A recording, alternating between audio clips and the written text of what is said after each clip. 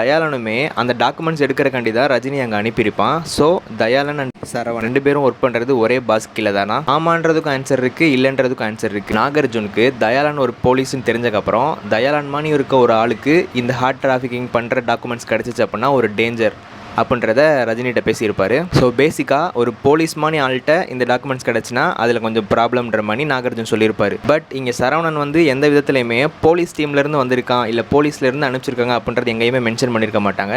அவன் வந்து எங்கள் பாஸ்ன்னு தான் சொல்லியிருப்பான். ஸோ அது போலீஸ் கீழே வந்திருக்காது. இதை வச்சு பார்க்கும்போது சரவணனும் தயாளனும் ஒரே டீம் இல்லைன்றது தெரியுது. பட் கிளைமேக்ஸில் சரவணனோட கேங்கை அமீர் கான் ஷூட் பண்ணக்கப்புறம் அமீர் கானோட டீம் தான் தயாளனை கூப்பிட்டு வந்திருப்பாங்க. பட் தயாளனை அமீர் கான் தெரிஞ்சிருக்காது. ஒருவேளை சரவணனும் தயாளனும் ஒரே டீமு, இவங்க எல்லாருமே நம்மளோட எனிமீஸ், இவங்களை கொன்னே ஆகணுன்றக்காண்டி சேர்த்து கொண்டானா அப்படின்றதும் தெரில. ஆக்சுவலாக அந்த சரவணன் கேங்க்கு வந்து அமீர் கான் வந்து தேங்க்ஸ் சொல்லணும். ஏன்னா சிண்டிகேட்டுக்கே தெரியாமல் ஹார்ட் டிராஃபிக்கிங் பண்ணிக்கிட்டு இருந்திருக்கான் சைமன்.